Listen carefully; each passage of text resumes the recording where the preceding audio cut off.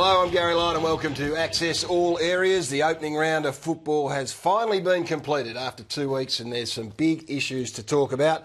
The man with me to chat about all the news that is going around at the moment is Damien Barrett. Welcome, Damo. Hey, guys. Let's start with the Bombers. Can we say definitively, as Matthew Lloyd was quoted on over the weekend, that James Hird will be coaching next year? I can't say definitively at all, Gaz. No, the board will meet at some stage of the very near future. Paul Little is happy now to have this play out publicly and to leave James Hird in limbo. Matthew Lloyd usually, and I would normally back Matthew Lloyd's information in 100%, and it may still transpire that he will be coach when all this is said and done. You say there's no decision made? There's no decision made, Gaz. There's no decision. This board will meet about it, and there are other people around this football club, and even who, I suppose, reach out from the football club who need to have assurances given before that is arrived at, that James Hird will stay at this club. To me, right now, it's still very much line ball. Well, Paul Little was quoted on the weekend. He was asked the question about whether he'd come back, and this is what he had to say. We really now need to deal with the facts, and the facts are that certain things have been said. We need to assess that and decide what we do next. So I'm not going to speculate about what may or may not happen. Could have cleared it up right there and then, Gaz. Paul Little chose not to. That was yesterday. The situation hasn't changed as we go to where today on that front. The board meeting will happen. I want to ask you about Bomber Thompson, Gaz. He's the man who's now watching this unfold from afar. We'll speak to James Hird, has been speaking with him.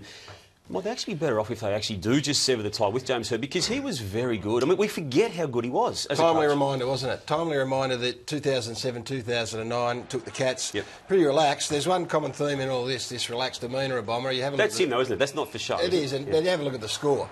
That always helps. When you kick the first three, you can sit back and relax. But look, it is a good reminder. He was a genius at the end of his coaching tenure, and then he was a bit burnt out, or for whatever reason wanted to have a spell. But he's been a sideshow almost for the time since he's left. The last 3 years, he's been a sideshow. He has been, but that footy club have obviously responded really well to him, and their performance on the weekend was encouraging at the very least. So.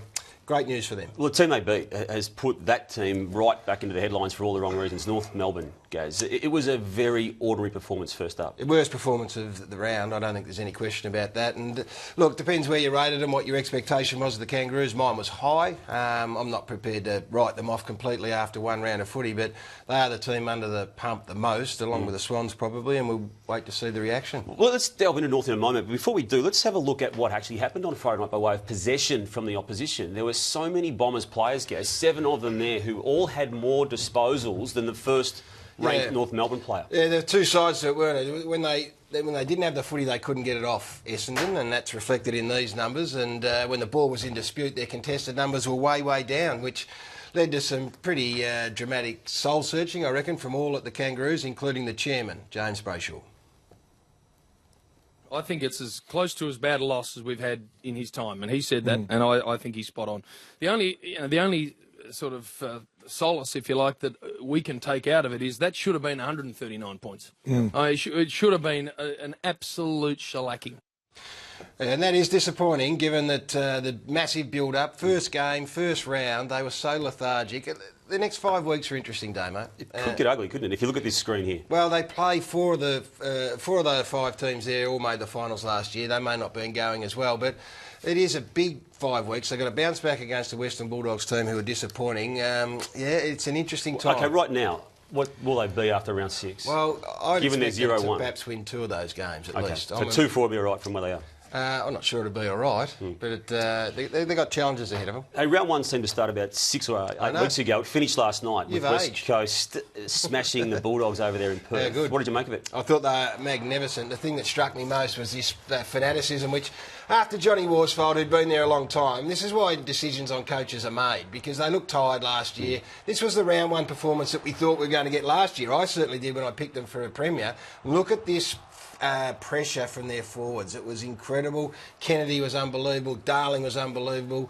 They just gave them no time or space. And to me, that's a stamp of a new coach who's reinvigorated a list. They looked hungry. They looked. What's going to happen to the Eagles in 2004? Well, I didn't pick them to make the 8. That's what you're getting at. I know that. So I'm going to look like a pill, I reckon, because to go over there and beat them on that deck is going to take something pretty special. So how high can they go, though? They could finish in the top 4. You didn't put them in the 8. No, I just said that though, mate. And they've beaten the Bulldogs in round 1, and you're now prepared to throw out your whole workings. Sometimes it's not about they've beaten the Bulldogs, it's not about who they beat, it's about how they beat them, Damo. and you didn't see it last night because you were having a bottle of red wine, but I thought they were very, very impressive. They've beaten the Bulldogs and now they're top 4 chance. It's been a long year, champ. Don't let your glasses fog up at the minute. St Kilda, are you going to declare that they're going to make the 8 now? No, I'm not, unlike you. But look, they are in transition though, aren't they, Gaz? And just to illustrate this, let's just go back to 2010, which is a relatively short time ago. There's their 22 and their coach on that day. Yep. Since then, 12 people are not there anymore. Those players gone. Yep. The coach? Gone. And another coach is gone as well. Yep. And on top of that, 6 players were... so another 4 players were unavailable from that particular team. Damo, you've done some research, and that's pretty impressive stuff. And that does tell you how quickly footy changes. And on top of that, the Saints went in against they went in as underdogs against a side that has hardly won a game in 2 years, and they won on the back of an heroic performance from their most senior player. But it was their youngsters who made a bit of a mark. And this boy here, Luke Dunstan is his name. He was taken at pick number 18. Watched him play under 18 footy last year in the National Carnival. He was a captain of South Australia that had a side that had Ace that was getting all the attention. Yep. He did in the under 18s what he did here in his first senior game. He was inside, he was tough, and he was hard. He won the footy and he used it well.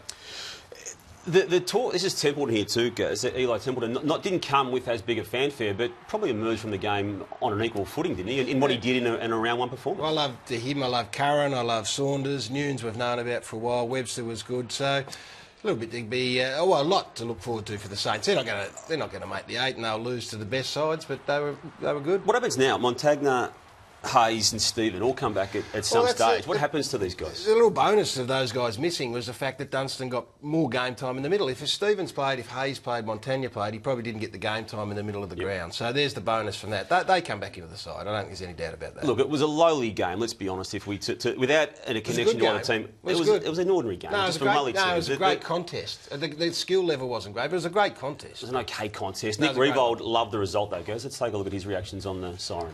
Well, for a lowly game, it's not a bad reaction, Damo. But it says where he's at and where that club is at, doesn't it? No, I thought I really enjoyed the contest. This coming from someone who obviously has a connection with the club. Yeah, I love of it. Well, I wouldn't have thought it was great if they had lost.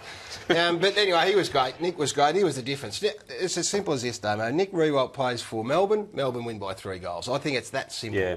Nick Riewoldt played. They cracked the game open, kicked 4 goals in 8 minutes, and that was the end of the story. Melbourne couldn't kick a goal. They dominated in every other aspect of the game in terms of the stats. A lot of talk about Jack Watts throughout his whole career. Yes. Some people saying this may be a turning point for him. Do you subscribe to that theory? Because he was very good. Well, Paul Roos has clearly indicated he wants to use him through the midfield, and he trained with the midfield group. He played round 1 in the midfield, had 27 touches and was creative and skillful and did all the things you'd hope from a midfielder. So, turning point, I don't know about that, but he demonstrated what you'd expect from a number 1 pick. He's a very good and talented player. Well, not a very good player yet. He's a very talented player, and I think he'll get better. He did show some moves in that game which would be encouraging to Paul Roos. Scary thing is, Warrior, look at this kick.